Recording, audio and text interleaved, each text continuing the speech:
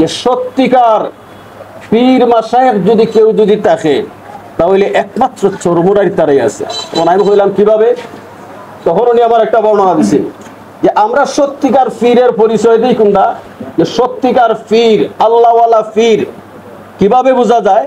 যে যার কাছে 5 জন মানুষ গেলে কমপক্ষে 3 জন মানুষের মধ্যে পরিবর্তন চলে আসে, আল্লাহর হুকুম এবং নবীর তরিকা চলে আসে। বোঝা গেল পীর হইল কামিল, আল্লাহর সাথে সম্পর্কওয়ালা, কোনো ভেজাল নাই। তখন উনি কইছেন এই গুণটা একমাত্র আমি বর্তমানে বাস্তবে চিন্তা ফিকির করে যেটা দেখছি একমাত্র চোরমনের কাছে আছে। এটা ওনার কথা। ওনার বললাম কেমনে? তখন উনি কইছেন যে আমরা যত বুজুর্গ হল আছে দেখা যায় এরার কাছে মুড়ি দইলে পরে আওয়ামী লীগ করে সারা জীবন আওয়ামী লীগ করে দিতেছে, বিএনপি করে সারা জীবন বিএনপি করে দিতেছে, শার্ট প্যান্ট পিন্ধো সারা জীবন শার্ট প্যান্ট পিন্ধই, দাড়ি নাই মুড়ি দিছে সারা জীবন দাড়ি নাই, এই অবস্থায় আছে। কিন্তু একমাত্র চর্ম নাই, যেখানে 5 জন মানুষকে মুড়ি দইলে পরে 5 জনের 5 জন অথবা 3 থেকে 4 জনের পরিপূর্ণ রসুলের নমুনা তৈরি হয়ে যায়। এবং কি যদি আওয়ামী লীগ করে আওয়ামী লীগ চিরজীবনের জন্য সারি দেয়, বিএনপি যদি করে বিএনপি চিরজীবনের জন্য সারি দেয়, এইভাবে দুনিয়ামুখী যত পার্টি আছে সব সাইরা একমাত্র আল্লাহমুখী হয়ে যায়। এতেই প্রমাণ হয় এটা সত্যিকার ইসলামী দল। যে আমারে আল্লাহ এই দুনিয়ার মধ্যে সৃষ্টি করছে, ইন্নী জাইলুন ফিল আরদি খলিফা, আমারে মানুষ বানায় আল্লাহ, আমার পরিচয় কিন্তু মানুষ না। আমার যে আল্লাহ সৃষ্টি করছে আমার পরিচয়টা কিন্তু আমি মানুষ না। আমি কে? আমি খলিফা। আমি কে? আরো জোরে বলেন কে? আমি খলিফা। আমাকে মানুষ বলেন নাই। সুতরাং খলিফা কার নাম? খলিফা হইল তারই নাম। আমরা সবাই শুনি, একটু খেয়াল করি। খলিফা হইল তারই নাম যে জন্মের পর থেকে যখন তার বুঝ হইল, এই বুঝ হওয়ার পর থেকে মরণ পর্যন্ত তার প্রত্যেকটা কাজ, প্রত্যেকটা উঠা বসা, প্রত্যেকটা চালচলন, প্রত্যেকটা আচার আচরণ, মুআমালাত মুআশারাত যা আছে সবগুলা হইল আল্লাহর হুকুম অনুযায়ী। এরপরেও সে কিন্তু খলিফা হইতে পারে নাই। সে আল্লাহর গোলাম হইছে কিন্তু এখনো খলিফা হইতে পারে নাই। আল্লাহর গোলাম যখন সে হইল তখন তার খলিফার দায়িত্ব। খলিফার দায়িত্ব কি? সে যেভাবে তার জীবনটাকে পরিচালনা করছে ঠিক এইভাবে তার পরিবার, তার সমাজ, তার রাষ্ট্র এবং আন্তর্জাতিক অঙ্গন কিভাবে গঠন করা যায় সেই জন্য সে আপ্রাণ চেষ্টা মরণ পর্যন্ত চালিয়ে দেওয়া। সে পারুক আর না পারুক উভয়টার মধ্যে সফল।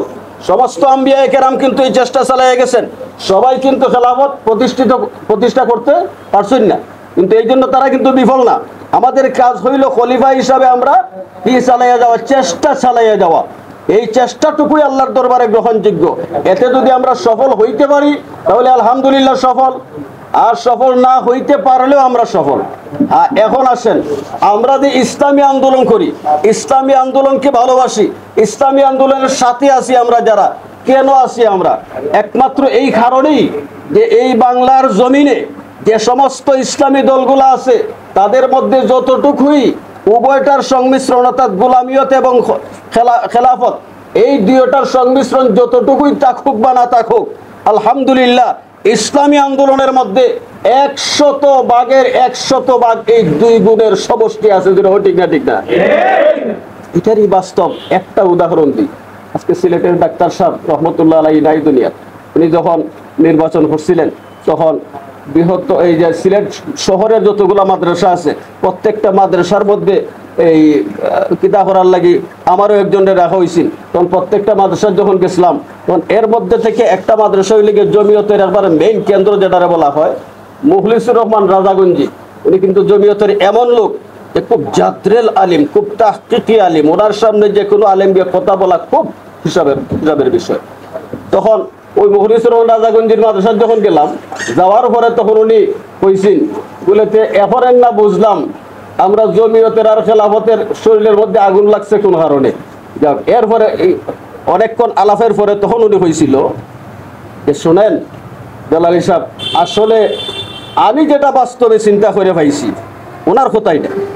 উনি কিন্তু জমিয়তের একেবারে রক্ত মাংসেই জমিয়ত, উনি এমন জমিয়ত যেটা কোনো বর্ণনা দেওয়া সম্ভব না।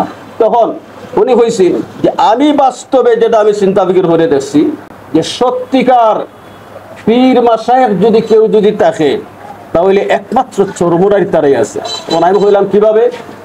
তখন উনি আমার একটা বর্ণনা দিচ্ছেন যে আমরা সত্যিকার পীরের পরিচয় দিই কোনটা, যে সত্যিকার পীর, আল্লাহওয়ালা পীর কিভাবে বোঝা যায়? যে যার কাছে 5 জন মানুষ গেলে কমপক্ষে 3 জন মানুষের মধ্যে পরিবর্তন চলে আসে, আল্লাহর হুকুম এবং নবীর তরিকা চলে আসে। বোঝা গেল পীর হইল কামিল, আল্লাহর সাথে সম্পর্কওয়ালা, কোনো ভেজাল নাই। তখন উনি কইছেন এই গুণটা একমাত্র আমি বর্তমানে বাস্তবে চিন্তা ফিকির করে যেটা দেখছি একমাত্র চোরমনের কাছে আছে। এটা ওনার কথা। তখন আমি বললাম কেমনে? তখন উনি কইছেন যে আমরা যত বুজুর্গ হল আছে দেখা যায় এরার কাছে মুড়ি দইলে পরে আওয়ামী লীগ করে সারা জীবন আওয়ামী লীগে করে দিতেছে, বিএনপি করে সারা জীবন বিএনপি করে দিতেছে, শার্ট প্যান্ট পিন্ধু সারা জীবন শার্ট প্যান্ট পিন্ধুই, দাড়ি নাই মুড়ি দিছে সারা জীবন দাড়ি নাই, এই অবস্থায় আছে। কিন্তু একমাত্র চর্ম নাই যেখানে 5 জন মানুষকে মুড়ি দইলে পরে 5 জনের 5 জন অথবা 3 থেকে 4 জনের পরিপূর্ণ রসুলের নমুনা তৈরি হয়ে যায়। এবং কি যদি আওয়ামী লীগ করে আওয়ামী লীগ চিরজীবনের জন্য সারি দেয়, বিএনপি যদি করে বিএনপি চিরজীবনের জন্য সারি দেয়, এইভাবে দুনিয়ামুখী যত পার্টি আছে সব সাইরা একমাত্র আল্লাহমুখী হয়ে যায়।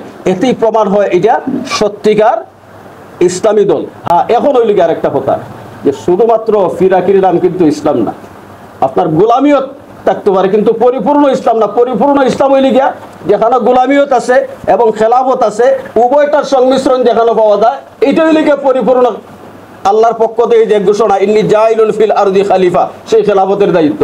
আর এই জিনিসটা বাংলাদেশের মধ্যে একমাত্র পরিপূর্ণভাবে যে দলের মধ্যে পাওয়া যায়, এটা হইলে গিয়া ইসলামী আন্দোলন বাংলাদেশ, পীর সাহেব চরমনাইয়ের মধ্যে পাওয়া যায়।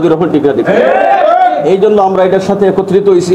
আল্লাহর দরবারে শুকরিয়া আদায় করি, মরণ পর্যন্ত যেন আমরা এর সাথে আমরা মানে একত্রিত হইয়া মানে থাকতাম পারি, এবং ভ্রাতৃত্ববোধ আমরা বন্ধন যাতে আমরার মধ্যে থাকে, আমরার আদর্শ দিকে যাতে অন্যান্য যে সমস্ত ইসলামী দলগুলো আছে এবং কি অনইসলামিক দলগুলো আছে, এই সবগুলা যাতে অনুপ্রাণিত হইয়া আমরা দিক দিয়ে দাবিত হয়, আমরা কাজ করবার দিক দিয়ে দাবিত হয়। সর্বশেষ কত হইল গিয়া পীর সাহেব চরমনার একটাই কথা, যে আমরা এই দুনিয়ার বুক থেকে পুরাপুরি মুসলমান হইয়া এই দুনিয়া থেকে যাইতাম চাই। আমরা কি তাই নিয়ত নাই? পুরাপুরি মুসলমান হইয়া যদি যাওয়া যায় তখনই কিন্তু পরিপূর্ণ সফল। আর এই জিনিসটাই প্রত্যেকটা দলের প্রতি ওনার আহ্বান, যে আমরার মধ্যে যদি কোনো ঘাটতি তাকিয়ে থাকে, দুনিয়ার ব্যাপারে হোক আখেরাতের ব্যাপারে হোক, কোনো ঘাটতি যদি তাকিয়ে থাকে, তাহলে আমরা সাথে সাথে সংশোধন করে নিতে রাজি আছি। আল্লাহ যেন আমাদেরকে এমনিভাবে কবুল আর মঞ্জুর করুন। আর